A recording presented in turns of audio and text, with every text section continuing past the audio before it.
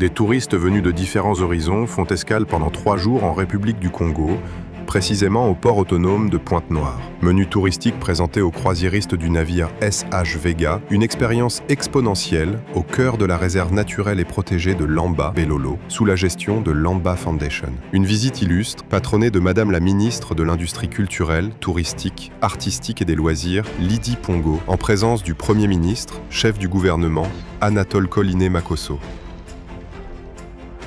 Un accueil chaleureux, dédié à l'endroit des visiteurs dès leur arrivée par la présidente de Lamba Foundation, Madame Aurélie Makosso.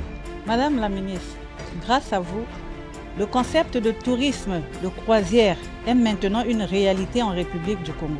Et en foulant pour la 3e fois le sol de ce site, en emmenant ici les responsables du bateau de croisière, vous nous donnez la preuve de votre attachement à la promotion d'un écotourisme responsable et par la même occasion, vous nous encouragez à améliorer la qualité de nos services et de notre offre touristique.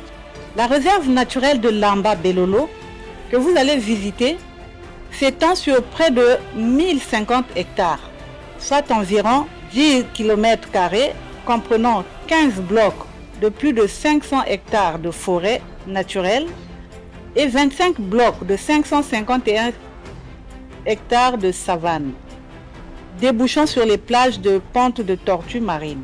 La présence de Monsieur le Premier ministre, chef du gouvernement, parmi nous aujourd'hui, dénote l'intérêt du gouvernement à son plus haut niveau pour la préservation de notre patrimoine naturel et le développement durable du tourisme.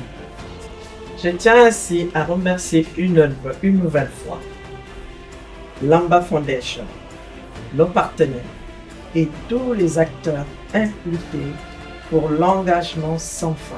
Je les encourage vivement à poursuivre et à intensifier ces efforts car ensemble, nous ferons du Congo une destination écotouristique de premier plan dans la sous-région Afrique centrale.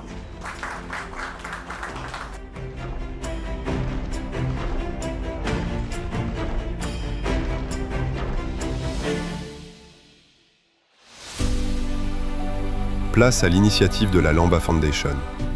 Elle œuvre pour la protection de la biodiversité, la gestion durable des écosystèmes forestiers et savanicoles, ainsi que le développement d'un écotourisme responsable, véritable levier de conservation et de développement local. Pour décliner la réserve, elle s'étend sur plus de 1000 hectares, offrant une richesse naturelle exceptionnelle. Un parc animalier, des blocs de savane, bosquets et de forêts, des lacs naturels, ainsi qu'un logis hôtelier dénommé la Cité des Grands Lacs. On y retrouve également 2 centres cynégétiques dédiés à la protection des chimpanzés et des mandrilles. La visite se poursuit au centre cynégétique des mandrilles. Un moment fort attend les visiteurs. Accueil et rencontre avec Nico, mandrille récupéré en Guinée équatoriale par l'IJG grâce aux accords de coopération entre les autorités équato-guinéennes et l'Institut Jane Goodall. L'expérience se prolonge avec l'observation du prélâché en forêt.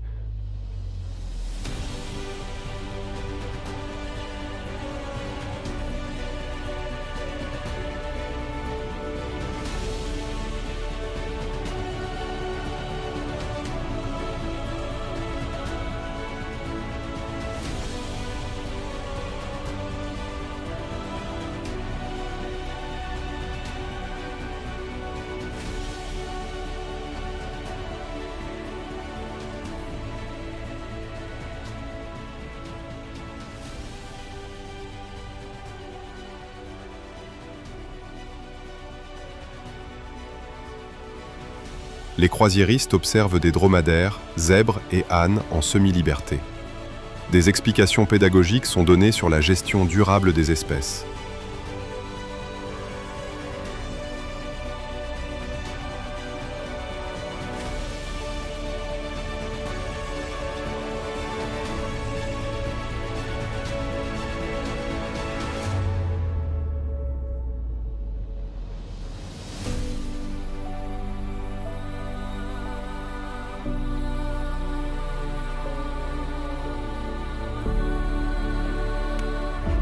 À 11h45, direction la Cité des Grands Lacs. Dans ce cadre apaisant, les visiteurs profitent d'un rafraîchissement.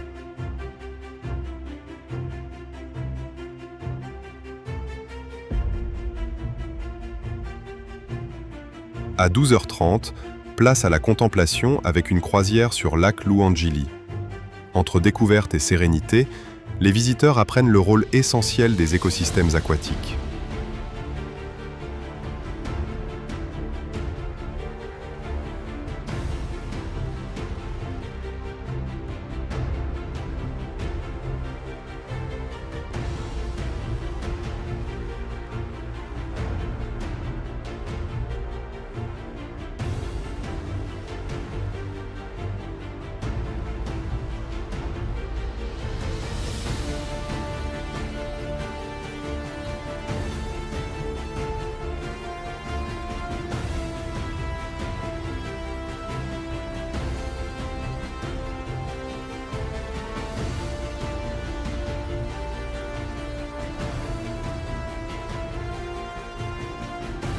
L'expérience continue au centre des chimpanzés, où ils assistent au nourrissage.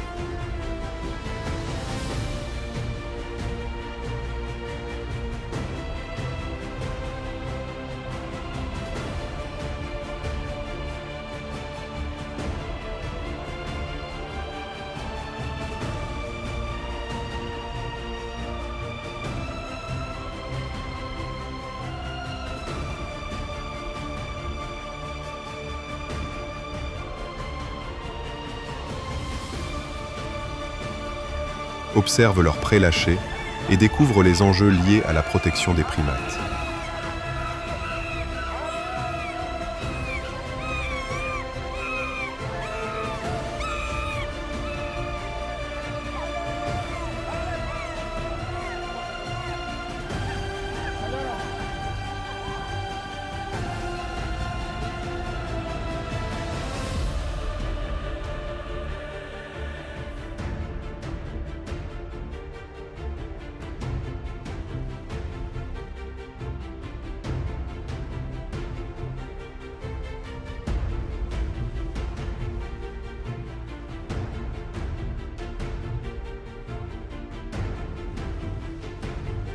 De retour au gîte, un déjeuner aux saveurs locales est servi.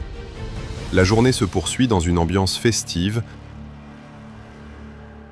J'ai été très honorée et heureuse d'accompagner les touristes, les croisiéristes qui sont arrivés hier à Pointe-Noire.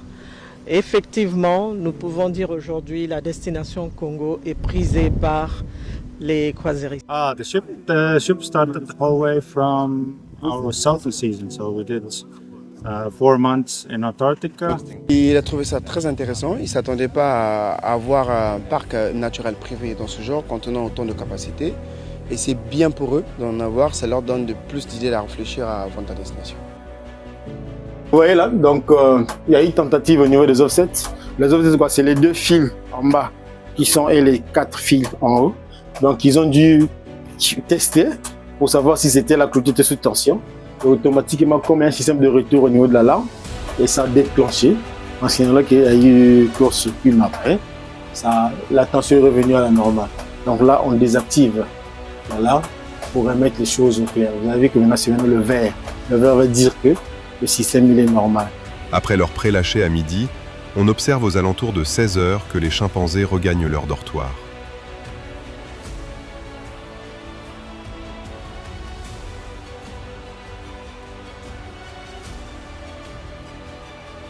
À 16h30, il est temps de reprendre la route vers Pointe-Noire, marquant la fin d'une journée riche en découvertes. Une expérience unique où nature, culture et engagement se rencontrent.